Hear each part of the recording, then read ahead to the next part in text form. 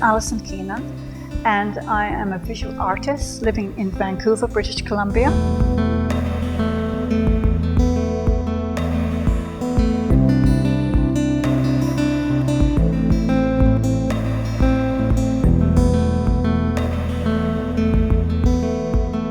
Well, I was very fortunate at a young age to have parents who also were interested in art, and art in many forms.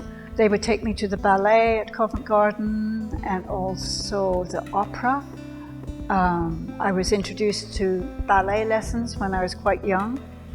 My parents also had friends who were artists, so I was able to visit them in their studios, and I was quite fascinated with their way that they produce their work, and I think probably the seed was planted then.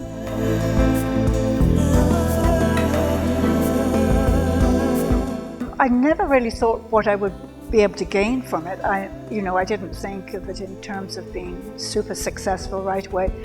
I think it was just part of the way I lived. I think it was almost second nature to me. Through that early training that I had and the support from my parents, I was able, and I was quite conscious of looking at details, but I never really thought about it very seriously. I just produced the work.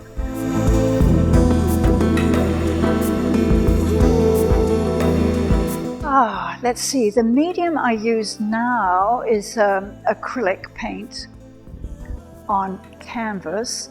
I came to using acrylic because I had somewhat of a reaction to working in oil paintings. I was inhaling those fumes and it wasn't such a good idea. And also at the same time, acrylic medium had really developed into some wonderful colors, and also the mixing mediums that went along with the process. You could push and pull the paint in many, many directions. During COVID, because I had this gift of time, I started to work in collage. I'd been looking at it, thinking that's very interesting. You can collect a lot of vintage magazines and paper ephemera and work in that way, where I'm working almost in isolation in my studio.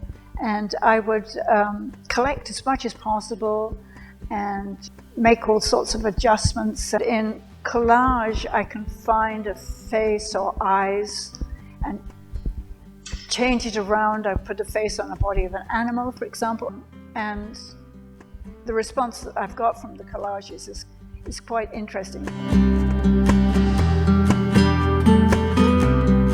Oh, so for this exhibition, Surreal Landscapes and Imaginary Worlds, I have been moving towards surreal art in a way that I had been previously producing paintings where the landscape seems to be off a little bit, maybe a little bit dreamlike. And also I was producing the collages the same way. And the collages were, of course, of imaginary worlds, like interior worlds. We all have interior worlds like that. I have just used it as a way to express my artwork in my unique way.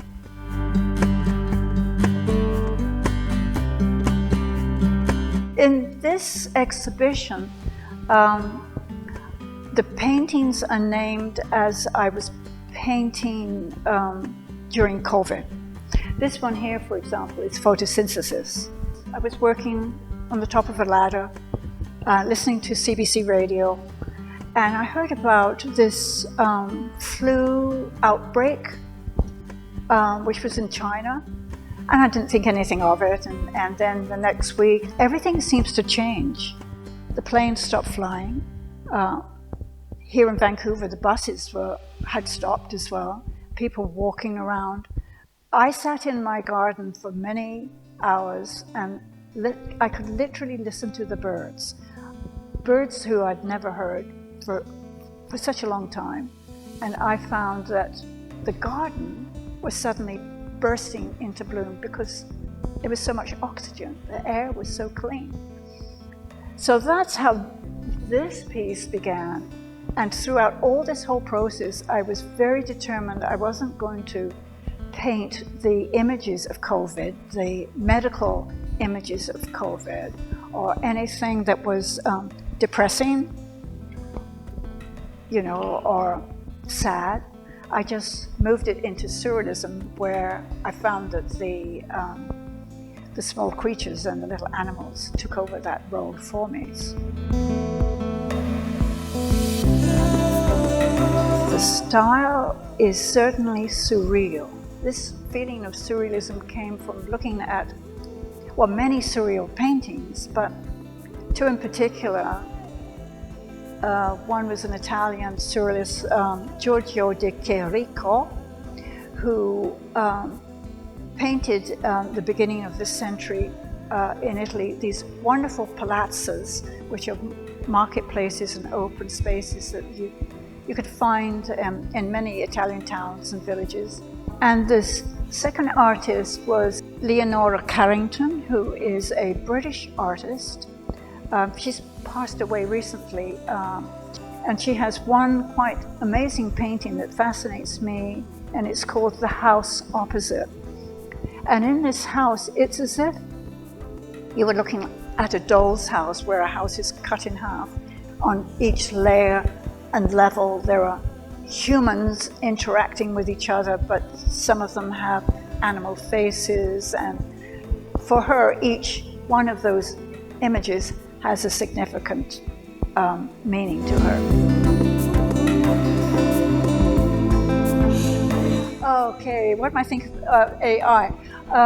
Well, I find it a little disturbing. I don't think I will ever get used to the idea that one could take a image of a painting that has taken 1 month or 2 months to produce with your own hard work and sweat and toil and all of that, and in one photograph it's been taken and reimagined into some amazing, not so amazing, sometimes really ugly looking work.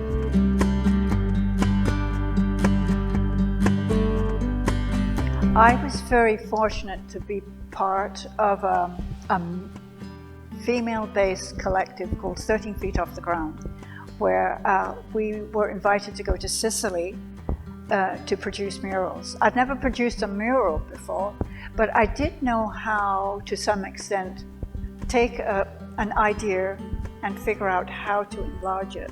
That worked out quite nicely for me, but that's one skill I really want to improve on, where you get a wall and you're going to put something wonderful up. And my instinct often is to just get up and start working, but I know there's just as much planning in a mural as there is a painting or making a collage. But it is a skill that I want to improve upon.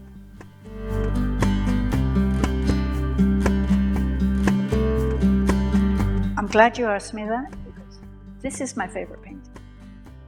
Because I really pushed myself to produce this work without having any end goal. It didn't have to be produced by a certain time. There was no deadline. I just every morning went into the studio, got up on my lap, and just worked away at it, worked away. And I'm so happy with the result. I'm so happy.